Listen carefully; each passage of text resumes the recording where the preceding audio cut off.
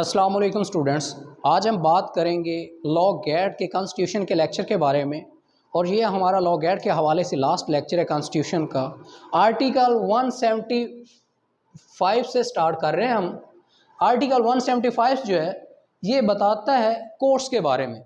یہ basically part number 7 ہے، دا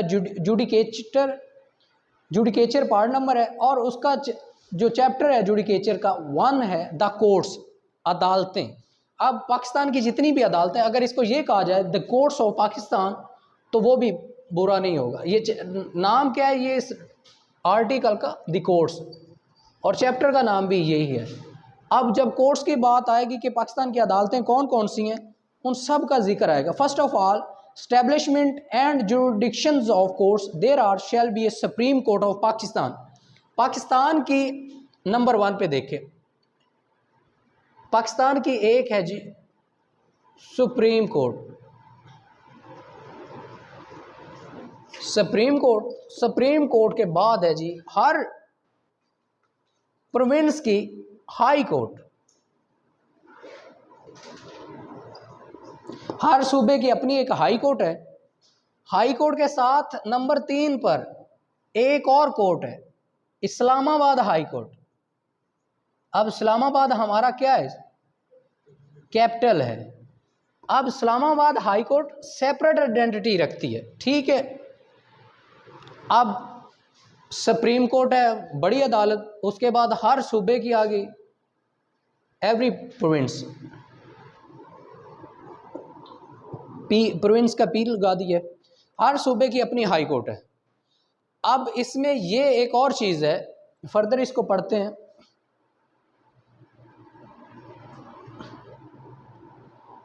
Unless the context otherwise required, the words high court wherever acquiring in the constitution shall include Islamabad High Court۔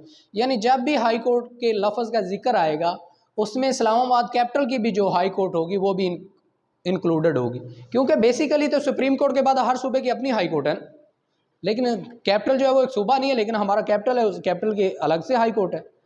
اس کے بعد the judiciary shall be separated progressively from the executive within 14 years from the commencing day۔ پچھلے 14 سال سے جو judiciary ہے وہ بالکل separate role ادا کر رہی ہے۔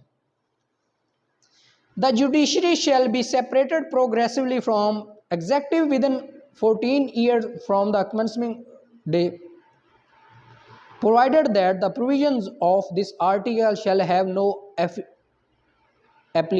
applications to the trial of person under any of the act mentioned at the serial number 1 and 6 of sub part 3 of part 1 of the first schedule, who claim or ARC known to be belong to any terrorist group or organization misusing the name of religion or sect۔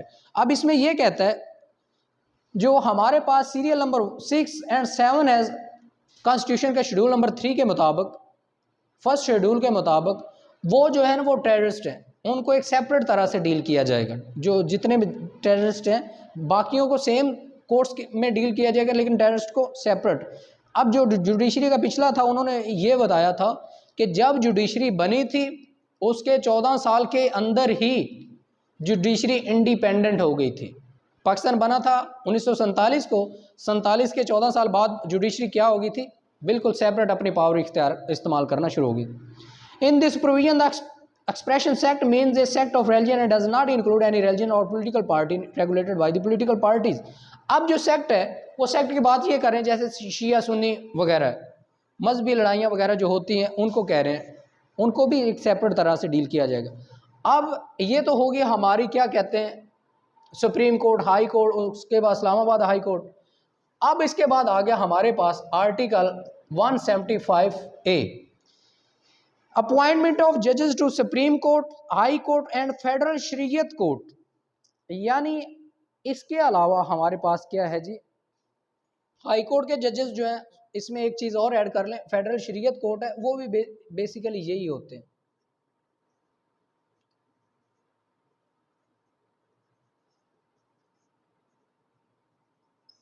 Federal شریعت court. اچھا، اب جو 170 article جو ہے یہ courts کے بارے میں بتاتا ہے کہ پاکستان کی عدالتیں کون کون سی ہیں. 175A یہ بتاتا ہے کہ ان کے جو ججز ہیں وہ اپوائنٹ کیسے ہوتے ہیں, اپوائنٹمنٹس آف ججز.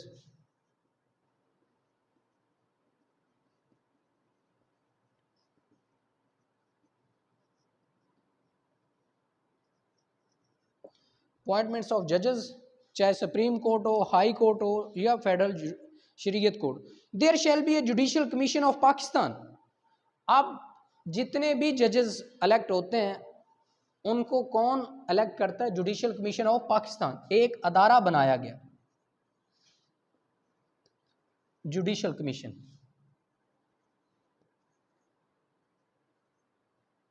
Judicial commission of Pakistan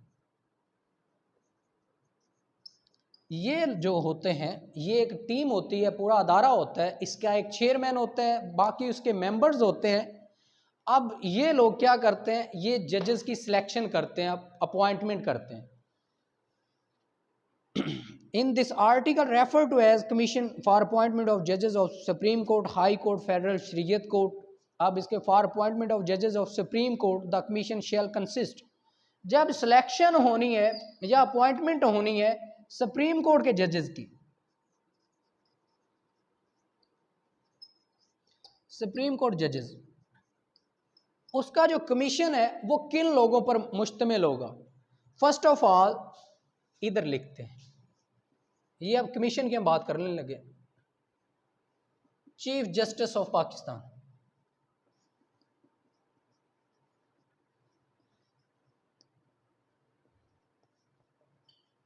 chief justice of Pakistan یہ اس کمیشن کا کیا ہوں گے؟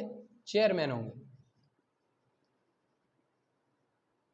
چیئرمین ہوں گے. اس کے بعد 4 موسٹ سینئر ججز آف دی سپریم کورٹ یہ ممبرز ہوں گے. نمبر 1 پہ ہیں جی یہ کیٹیگری ہے, نمبر 2 پہ 4 سینئر ججز.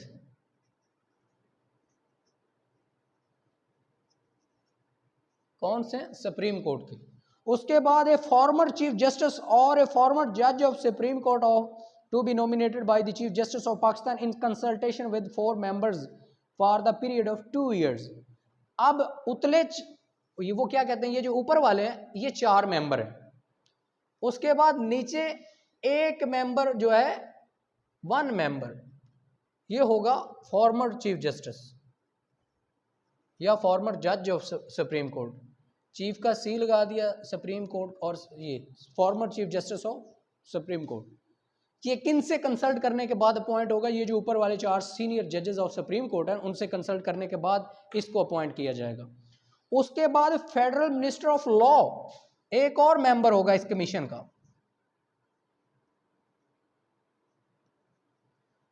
Federal minister of law,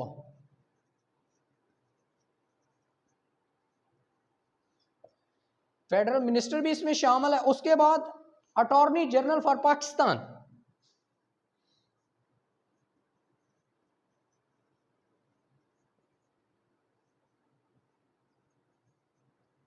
attorney general Pakistan.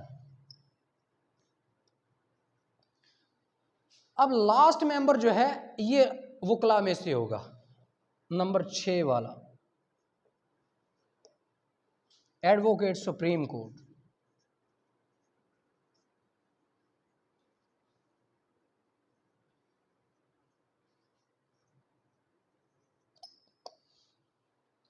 A senior advocate of Supreme Court Pakistan nominated by the Pakistan Bar Council for a term of 2 years member. یعنی یہ اتنے لوگوں کا کورم ہوگا. پہلا چیف جسٹس ہوگا, اس کے بعد یہ کیا کہتے ہیں 4 سینئر ججز آف سپریم کورٹ, ایک فارمر چیف جسٹس یا سپریم کورٹ کا جج. چیف جسٹس نام بھی ہو تو فارمر سپریم کورٹ کا جج ہو سکتا ہے, ٹھیک ہے, لیکن ہو سپریم کورٹ کا. نمبر 4 پہ ہے فیڈرل منسٹر آف لا, جیسے کہ اس وقت ہمارا ہے اعظم زیر تارڑ.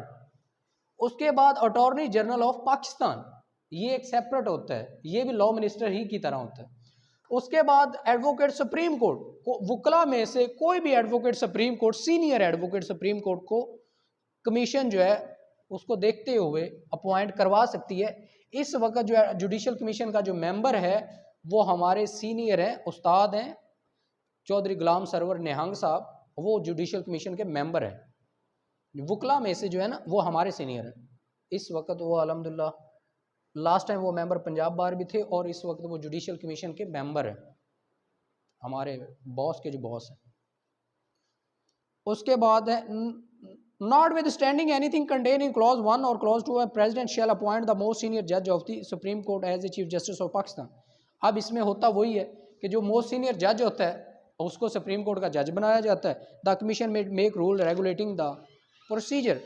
اب اس میں ہوتا کیا ہے کہ جو کمیشن ہے وہ ججز کی اپوائنٹمنٹ کے لیے ریگولیشن بناتا ہے، رولز بناتا ہے کہ ان کو کیسے اپوائنٹ کرنا ہے، کمیشن ان پر مشتمل ہوگا۔ اب بات کرتے ہیں یہ کون سا کمیشن ہے جی، سپریم کورٹ ججز کی اپوائنٹمنٹ کے لیے یہ کمیشن ہے۔ پہلا چیف جسٹس چیئرمین ہے، اس کے بعد یہ 4 ممبرز ہیں، اس کے بعد 1 ممبر ہے، اس کے بعد پھر یہ ممبر ہے federal minister, attorney general, advocate supreme court. اب بات کرتے ہیں جی ہائی کورٹ کے ججز کی اپوائنٹمنٹ کی۔ جو ہائی کورٹ کے ججز ہیں وہ کیسے اپوائنٹ ہوتے ہیں، اس کو کون سا کمیشن؟ ہائی کورٹ کے کمیشن میں پہلا وہی ہے the appointment of judges of a high court, the commission in clause 2 shall also include the following namely، یعنی وہ جو اوپر والا سارا کمیشن ہے جو ابھی ہم بات کر کے گئے، اس کے بعد chief justice of high court, وہ باقی کمیشن تو ہے ہی ہے لیکن اس میں chief justice of high court بھی ہے۔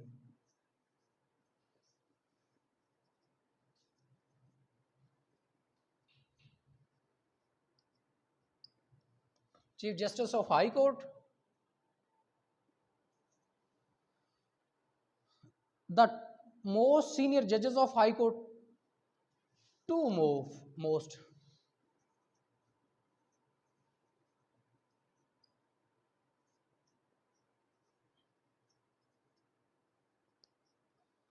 اس کے بعد پروونشل منسٹر،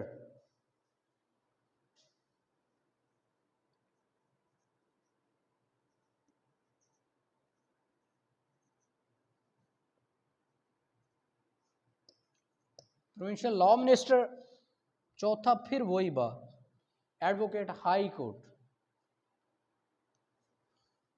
اس کے بعد ہے جی یہ ممبر ہوگا ایڈوکیٹ ہائی کورٹ، اور اس کی پریکٹس کتنی ہوگی؟ کم سے کم 15 سال، 15 ایئرس، 15 سال جس کی پریکٹس ہوگی وکالت کی، وہ جو ہے جو ہائی کورٹ کے اپوائنٹمنٹ کی ججز کے لیے کمیشن بنے گا، کاشف ان کے ممبرز ہوں گے، ٹھیک ہے۔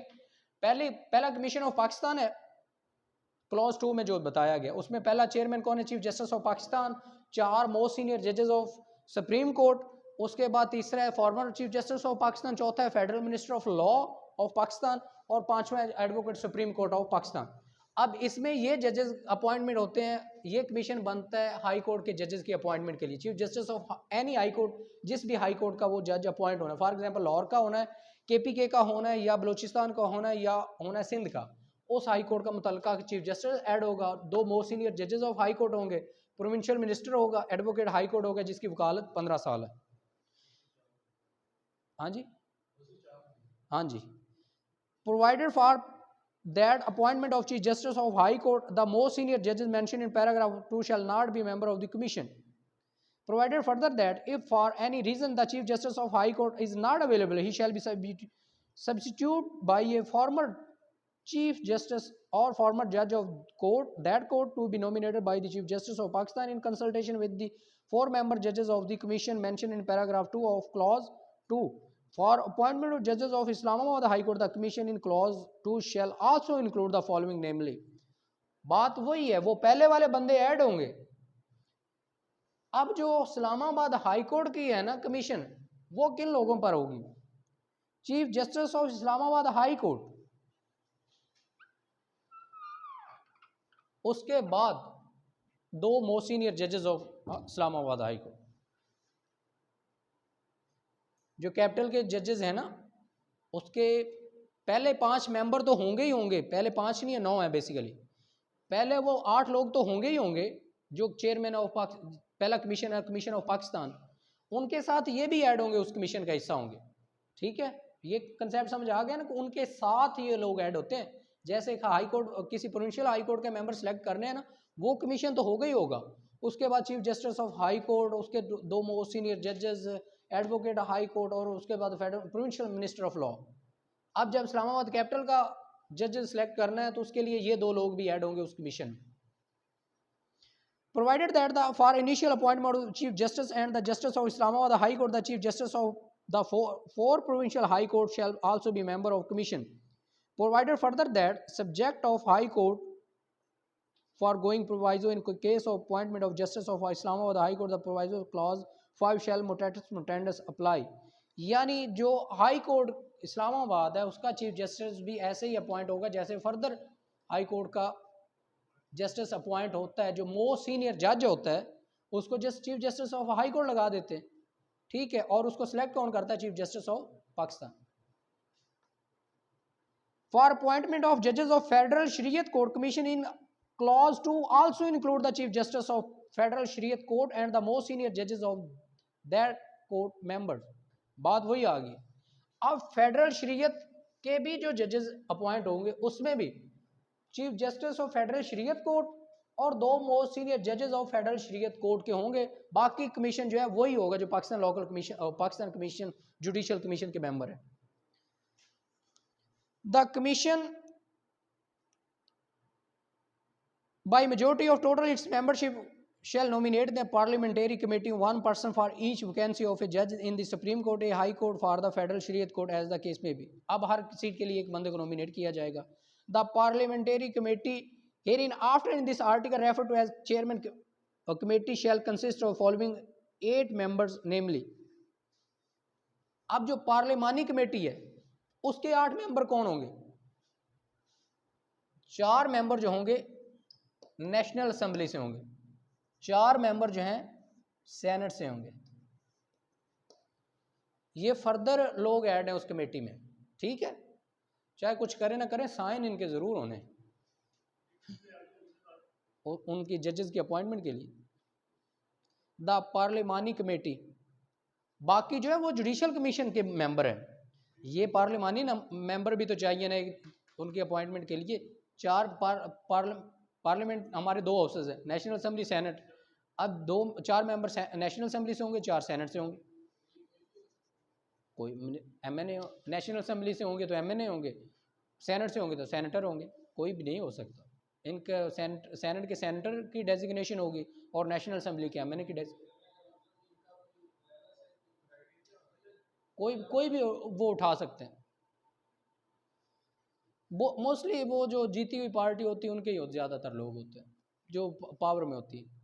Provided when the National Assembly is dissolved, the total membership of Parliamentary Committee shall consist of the member from the Senate only mentioned in paragraph 1, and the provisions of this article shall mutatis mutandis apply as it has apply ہوگی.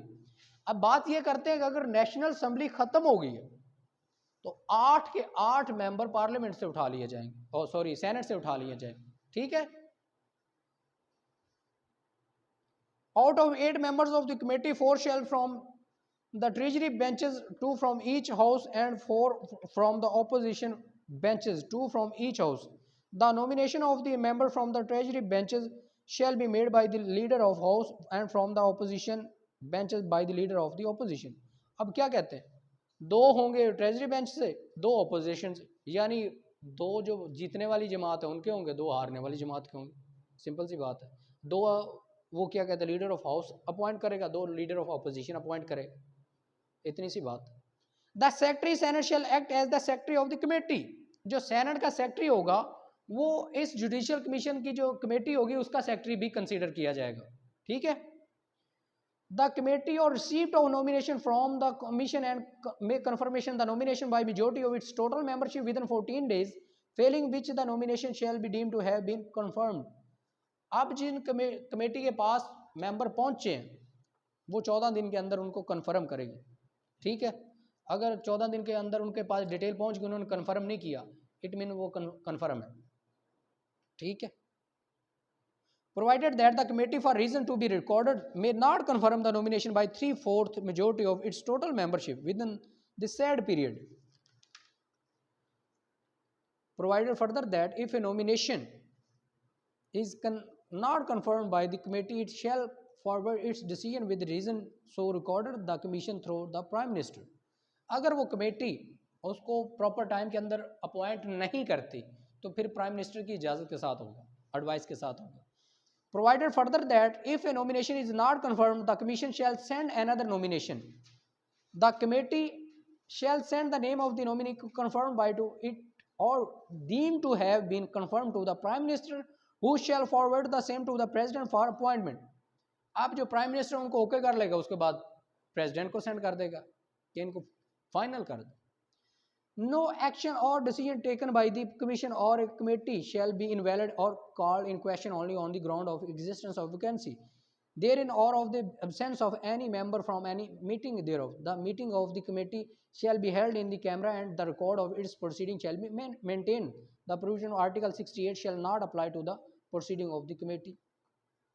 اب اس میں بات یہ کرتے ہیں کہ جو بھی اگر ایک ممبر نہیں ہے تو کمیٹی جو ہے انویلڈ فیصلہ نہیں کرے گی, اگینسٹ دی رول نہیں فیصلہ کرے گی, ٹھیک ہے, اکارڈنگ ٹو لا فیصلہ کرے گی, اور جو جتنی بھی اس کی میٹنگ ہے وہ ریکارڈنگ ہوگی. یہ بات اپنے ذہن میں بیٹھا لیں, جوڈیشل کمیشن کا جو اجلاس ہوگا یا اپوائنٹمنٹ آف ججز کی کمیٹی کی میٹنگ ہوگی وہ آن ریکارڈ ہوگی, ٹھیک ہے. یہ ایم سی کیوز آ سکتا ہے. کیا ہے